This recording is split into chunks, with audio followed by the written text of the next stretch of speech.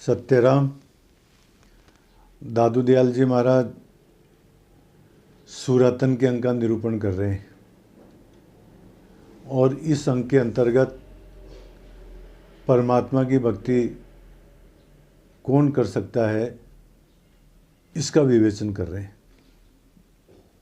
दादू दयाल जी महाराज कहते हैं, राम कहेगा एक को जे जीवत मृतक होय, दादू ढूंढे पाइये कोटि मध्य कोई।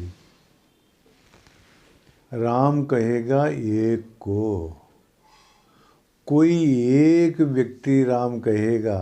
कहने का तात्पर्य है परमात्मा की भक्ति सबके लिए सुलभ नहीं है, कोई परमात्मा के प्रति जा सकेगा। गीता में कृष्ण भगवान कहते हैं, मनुष्याणाम सहस्त्रेषु कश्चित यतति सिद्धये। हजारों मनुष्य में से कोई एक आदमी परमात्मा की ओर चलता है महाराज। वही बात दयाल महाराज कहते हैं, राम कहेगा एक को, कोई कहेगा। और वो कैसा होगा वो, जे जीवित मृतक होए, जो जीते जी ही मृतक के समान हो जाए, जो सांसारिक द्वंद्वों से ऊपर उठ जाए, जिसका सांसारिक व्यवहार का जिसके ऊपर असर न पड़े। फिर कहते हैं दयाल महाराज, दादू ढूंढे पाइए। कभी आप ढूंढोगे तो मिलेगा। कहाँ मिलेगा, कितने में मिलेगा? कि कोटि मध्य कोई, करोड़ों व्यक्तियों में से कोई एक आदमी मिलेगा जो जीवित मृतक होकर के सांसारिक वासनाओं से ऊपर उठ करके, द्वंद्वात्मक स्थितियों से ऊपर उठ करके परमात्मा का भजन करेगा। कोई एक मिलेगा महाराज, ये कहते हैं। नानक जी महाराज भी इसी बात का समर्थन करते हुए कहते हैं, साहिब सबका मीत है, वो परमात्मा तो सबका मित्र है। कृष्ण भगवान कहते हैं ना, सुहृदम सर्वभूता नाम, मैं संपूर्ण प्राणियों का मित्र हूँ, परंतु साहिब का कोई एक, परंतु परमात्मा को मित्र मानने के लिए कोई तैयार ही नहीं महाराज। हमारा तो परमात्मा से कोई संबंध ही नहीं है। नानक लाखों में नहीं, नानक जी महाराज कहते हैं लाखों में ऐसा व्यक्ति नहीं मिलेगा जो परमात्मा को अपना मित्र मानता हो, जो परमात्मा को अपना हितैषी मानता हो, जो परमात्मा को अपना मानता हो। कोटि मध्य दे, करोड़ों में से कोई एक आदमी होगा जो जिसका परमात्मा के साथ में संबंध होगा महाराज। हम तो सांसारिक संबंधों में फंसे हुए हैं, परमात्मा के साथ में कहाँ संबंध है हमारा? परमात्मा से तो कोई इतना सा ही संबंध है कि तुम हमारा काम करवा दो बस, और परमात्मा की आवश्यकता नहीं है सांसारिक व्यक्तियों को। ये बात कहते हैं दयाल महाराज। और कह रहे, सूरा पूरा संत जन साईं को सेवे, दादू साहिब कारणे सिर अपना देवे। कोई सूरवीर संत ही पूरा परमात्मा की प्राप्ति के लिए यत्न करेगा और उनको प्राप्त करने के लिए अपना अहंकार रूपी सिर भी दे देगा वो। और जो परमात्मा के लिए अपना अहंकार रूपी सिर दे देगा वही भक्ति कर सकता है। यही बात दयाल महाराज कहते हैं, सूरा पूरा संत जन साईं को सेवे। कोई सूरवीर, कोई संत ही, सूरवीर संत ही परमात्मा की भक्ति कर सकता है। जैसे सूरवीर अपना मस्तक देने के लिए तैयार रहता है, इसी प्रकार से संत लोग भी अपना अहंकार रूपी मस्तक चढ़ा देते हैं महाराज। दादू साहिब कारणे शिव अपना देवे, परमात्मा के लिए अपने अहंकार आदि को समर्पित कर देते हैं। कोई एक आदमी महाराज, सबके बस की बात नहीं है। एक हेतम हुआ था, उसको बादशाह कहते थे। क्यों? कि वो परमात्मा के लिए, एक बार क्या हुआ महाराज कि उसके यहाँ पर कोई संत आए और कहा कि हेतम तुम्हारा का सिर चाहिए तुम्हारा। तो वो क्या कहते हैं कि मतलब कि मैं तो तैयार हूँ महाराज, लो हेतम अपना सिर देने के लिए तैयार हो गया संतों को। इसी प्रकार से परमात्मा के लिए अपना अहंकार रूपी सिर देने के लिए पूरे संत ही तैयार होते हैं, अन्यथा तो महाराज भेखधारी संत हैं, परमात्मा से कोई लिंक नहीं है, परमात्मा की आड़ लेकर के अपनी स्वार्थ सिद्ध करते हैं महाराज। चलो छोड़ो, अस्तु। और कहते हैं दयाल महाराज चेतावनी देते हुए कहते हैं इसमें तो दयाल महाराज अब कि बहुत गया थोड़ा रहा, अब जीव सोच निवार, दादू मरना मांड रहू साहिब के दरबार। वाह वाह, बहुत गया थोड़ा रहा, ये जीवन का बहुत सा समय चला गया महाराज, अब तो बूढ़े हो गए, बहुत वर्ष बीत गए महाराज, अब तो थोड़ा ही समय शेष रहा है। तो अब जीव सोच निवार, तो दयाल महाराज कहते हैं कि अब तो सांसारिक चिंता को त्याग कर, अहंकार आदि को नष्ट करके और परमात्मा के दरबार के अंदर जो है भक्ति करो महाराज। अब तो बहुत गया थोड़ा रहा, बहुत सारी उम्र चलेगी, थोड़ी उम्र बाकी है, अब जीव सोच निवार, अब सांसारिक चिंताओं को छोड़ दो, सांसारिक व्यामोह को छोड़ दो, सांसारिक मोह बंधनों को छोड़ दो, दादू मरना मांड रहो, परमात्मा के दरबार के अंदर अपने अहंकार आदि को नष्ट करके और उनकी भक्ति में संलग्न रहो। साहिब के दरबार, परमात्मा के दरबार के अंदर भक्ति करो महाराज, अहंकार आदि को छोड़ करके।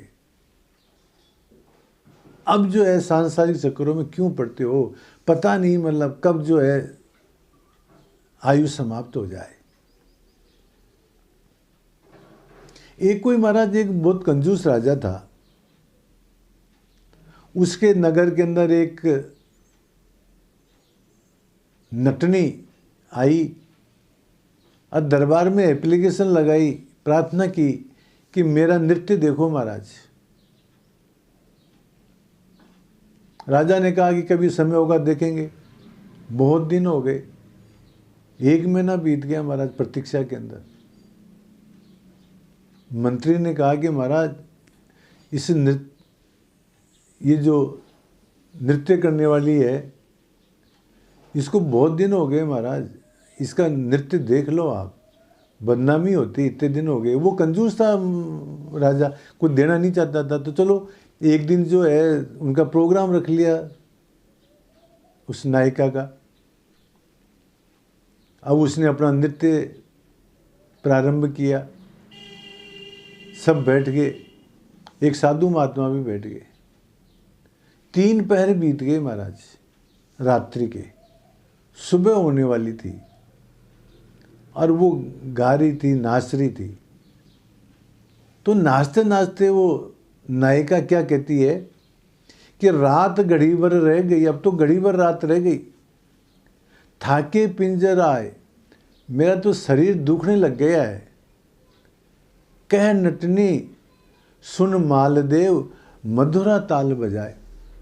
नटनी मालदेव से कहती है कि जो ताल जो है तो थोड़ा सा धीरे बजा, अब तो मैं थक गई हूं नाचते नाचते। इस प्रकार से कहा उसने। तो वो तबला बजाने वाला था, वो फिर उसको उत्तर देता है कि बहुत गई थोड़ी रही, अरे 3 पहर तो बीत गए रात्रि के, अब थोड़ी सी रात्रि और रह गई है, तो थोड़ी भी अब जाए, और थोड़ी भी जो है अब थोड़ी सी समय के अंदर रात जाने वाली है। कह नट सुन नायिका, वो नट कहता है हे नायिका सुनो, ताल में भंग न पाए, जो ताल जो चल रही है उसके अंदर भंग मत पटक, मैं जैसा बजा रहा हूं वैसे बजाने दे तू मेरे को। ये कहते ही महाराज वहाँ जो साधु बैठा हुआ था उसके पास में कंबल था, उसने कंबल दे दिया। राजकुमार के गले के अंदर हार था, उसने उतार करके हार दे दिया। राजकुमारी की अंगुली में हीरे की अंगूठी थी, उसने वो दे दी। तो राजा ने पूछा महात्मा जी से कि भाई तुमने जो है अपने पास, तुम्हारे पास में एक ही कंबल था, तुमने ये एक कंबल क्यों दे दिया? उसने कहा कि महाराज क्या बताऊं, बहुत दिनों से तपस्या कर रहा था, भजन कर रहा था, परमात्मा की प्राप्ति नहीं हुई, शांति नहीं मिली, तो मैंने सोचा कि छोड़ो साधु पढ़ने को, गृहस्थी बनो। ऐसा विचार चल रहा था मेरे दिमाग में। तो इसने, नट ने जो बात कही कि बहुत गई थोड़ी रही, थोड़ी भी अब जाए, तो मैंने सोचा कि सारा जीवन तो साधुपने में बिताया, अब गृहस्थ जीवन अपनाना ठीक नहीं है। जिस काम में तपस्या में लगे हुए उसी में लगे रहना चाहिए महाराज। ये सोच करके मैंने ये अपना कंबल दे दिया। राजकुमार से पूछा तुमने अपना हार क्यों दे दिया भाई? उसने कहा कि महाराज बुरा मत मानना, मेरे दिमाग में ये बात थी कि ये जो राजा जो है, मतलब मेरे को स्वतंत्र नहीं छोड़ रहा है, मेरे को खर्च नहीं करने दे रहा है, मेरे ऊपर अंकुश रखता है पिताजी, तो क्यों नहीं इनकी हत्या करके और मैं खुद ही राजा बन जाऊं ताकि स्वतंत्र रहूं। मैंने ये सोच चला था मेरे दिमाग में बात। जब इसने कहा कि बहुत गई थोड़ी रही, थोड़ी भी अब जाए, तो अब मैंने सोचा कि राजा की उम्र हो गई है, अब तू अपने माथे पर कलंक क्यों लेता है? इस प्रोग्राम को मैंने भी कैंसिल कर दिया आपकी हत्या का, इसलिए दे दी। राजकुमारी से पूछा कि तुमने अपनी ये अंगूठी क्यों दे दी? उसने कहा कि महाराज मैं बड़ी हो गई हूँ, शादी लायक हो गई हूँ, आप मेरी शादी की चिंता करते नहीं हो, तो मैंने मंत्री पुत्र के साथ में भगने की सोच रखी थी कि भग जाऊँ मैं तो यहाँ से। पर जब इसने कहा कि बहुत गई थोड़ी रही, थोड़ी भी अब जाए, तो मैंने सोचा कि इतना समय तो व्यतीत हो गया, कभी कभी तो जो है राजा के दिमाग में ये बात आएगी ही, मतलब इसलिए जो है बदनामी से बचना चाहिए। मैं भग जाऊंगी तो बदनामी होगी मेरी भी, राजा की भी। ये सोच करके मैंने अंगूठी दे दी महाराज। राजा को भी ज्ञान हो गया, उसने उस नटनी को उचित इनाम दिया और अपना राजपाट राजकुमार को संभला करके और ज्ञानी हो गया महाराज। तो कहने का तात्पर्य ये है, बहुत गई थोड़ी रही, बहुत गया थोड़ा रहा, थोड़ी अब जिन सोच निवार। दयाल महाराज कहते हैं कि उम्र बहुत चली गई, अब थोड़ी रही है, अब तो जो है परमात्मा का भजन करना चाहिए। चलो अस्तु। इस प्रकार से दादू दयाल जी महाराज इन साखियों के अंदर बताते हैं कि जो जीवित मृतक होगा, करोड़ों में से कोई एक आदमी परमात्मा का भजन करेगा। जो पूरा संत होगा वही अपने अहंकार आदि को समर्पण करके परमात्मा का भक्ति कर सकता है, परमात्मा की। और अब तो बहुत समय बीत गया है, थोड़ा समय रहा है, ये थोड़े समय में परमात्मा की भक्ति कर लेनी चाहिए। ये बातें दाऊद दयाल जी महाराज इन साखियों बताते हैं। सत्य राम।